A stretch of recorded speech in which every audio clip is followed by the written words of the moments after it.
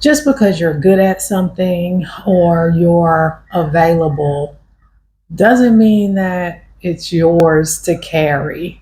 If you are good at something, if you're capable, if you're reliable, if you're good at figuring it out, listen, people will come to you, they will lean on you, you will be the default person.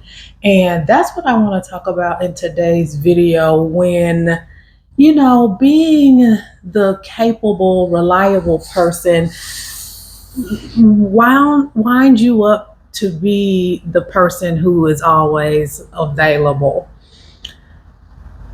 I'm recording today's video a little bit later than normal. If you can see like the shadows in the back, I just woke up from a really glorious power nap. I used to not like power naps, but in my older age, they really do give me life. And I want to still show up on this 100-day journey to record these videos. And today I just want to talk about when you're good at what you do, or you're always, you're the capable one, you're the reliable one, you're the responsible one, and how things always seem to seem to point back to you. So as I was thinking about this topic and how it has played out in my life, I feel like it has evolved over the years, which I guess is normal. So when I first started out in my clinical career, I was one of the younger people on the team. So I had the later shift, like the closing shift, which wasn't bad at the time. It was like 6 p.m., like close at 6 p.m. But I soon became the person, because I didn't have kids. I don't have kids. I didn't have kids at the time either.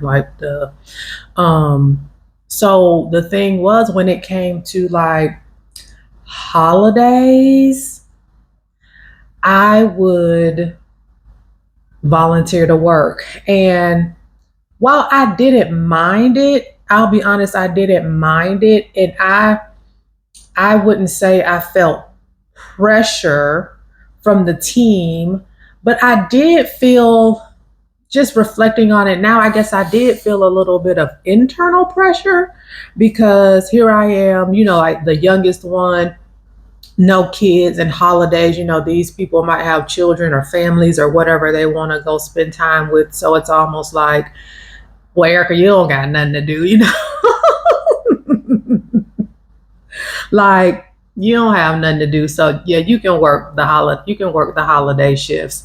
And that just kind of stayed that way, I would say, for a few years. I do feel like it did get to a point to where things started to get a little bit more fair, like we would start to rotate the holidays and things like that. And I'm just thinking about it through the lens of my career elevation, because fast forward to when I was in my corporate leadership role, there would always be times, again, you're the leader leading a team, so there would always be times where I would jump in to support the team when needed. Like I was one of those type of leaders. Like there was just not going to be any way that I would see the team drowning and not step in to help. Again, though, I'm just thinking about that, because if I had a family at home, would I have still been able to do that? I'm not sure. But it did allow me to kind of switch roles. And although I did not technically have to be available, I still made myself available for the team. And now, after burning out in that role in corporate leadership, taking significant time off during my sabbatical, and now being back in the corporate space as an individual contributor, this lane gets kind of tricky. And I know I'm talking about, work related things here, but this really can apply to anywhere in your life where you're looked at as the capable one, the responsible one, the reliable one, in your family settings and your friend groups, just the strong friend. Like, girl, like, I'm tired. I'm tired. I'm tired of being the strong one. I'm tired of being the reliable one. I'm tired of being the responsible one, and I'm sure you are too. Let me know in the comments if you can relate. But being now in an individual contributor role, I still have to really be strategic with these things because there can always be times where, and let me know, you make yourself available to help or support someone here or there, and next month that becomes your job or your role, and then later on here you are doing three different people's jobs with one paycheck. So that's where you have to be careful with, you know making yourself too available. And there is a balance to it. You're a smart woman, so I'm sure you can figure out that balance. But what I want to bring your attention to is that pattern when people see you as the person that can handle it, the person that can fix it, the person that can solve it, the person that can hold it together. Again, the reliable one, the responsible one, the strong one. Like, that identity can be a trap, a trap, a trap, a trap.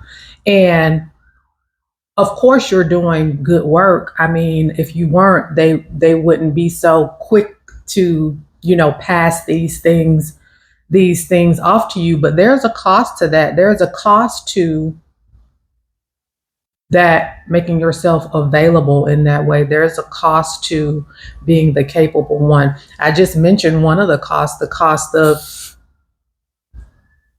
your capacity, ending up taking on way more work than you can and end up being doing the role of three people and getting one paycheck. And we're not doing that. We need to get paid for everything that we were doing. And in addition to that, it can cost you your health, your wellness, your mental health. Like, you putting things off, especially like using the example of maybe you're being asked to work late. Well, what if you had something to do? You putting off your personal needs, desires, all of the things, and never, and not to even think about like it costing you your energy. Like, just think about that. Like, having that identity of, always being the strong one, always being the reliable one, always being the responsible one. That's heavy. Like, that's a lot, and it's extremely draining. So in addition to the cost that I just listed, just your energy is a huge cost to this, to just being that type of woman. And I feel like so many of us as Black women, women of color, we're like groomed to show up this way, being that person that just, no matter what, you can handle it, you can do it. But I just want you to just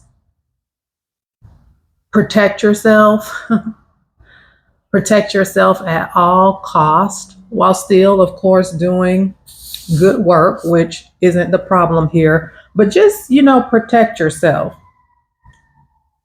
Let me check my notes so I don't make sure I don't forget anything.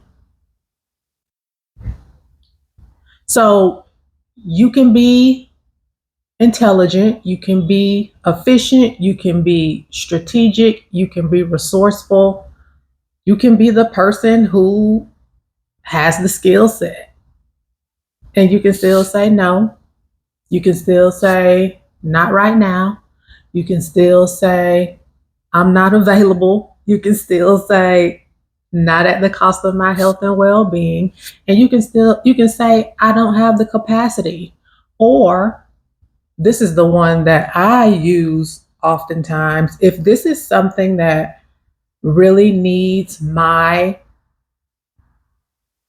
expertise, my skill set, my support, and you already have like a full workload, what is going to be removed in order for me to support you to do this? Because I can't do all of this and walk out of here with my sanity. And there's nothing wrong with you, posing it that way. If you really do need my help, my support, I'm at capacity right now, but what is going to be removed? What can be deprioritized in order to support you in this way? And again, I'm talking about work, but I'm sure, you can use this to that family member or that friend, or, just people just constantly relying on you. It takes a lot out of you. And sometimes it can cause, resentment, and for people to go the complete opposite and just get in a space of like, no, I don't want to help anybody. I can't help nobody with nothing. Leave me alone. Just get somebody else to do it. Like, it can be a lot. So I have some reflection questions for you to ask yourself as if you feel like you're navigating a season of being the capable person that is always asked to take on something additional, and if you're the type of person that often says yes, often says yes to taking on the additional things at the cost of your health, your well-being, at the cost of you. So I want you to ask yourself, where am I saying yes because I can? Also, what would change if I separated my capability from availability? So again, just because you're capable of doing something may not also mean you're available to do it. So think about that. Who benefits from my constant availability?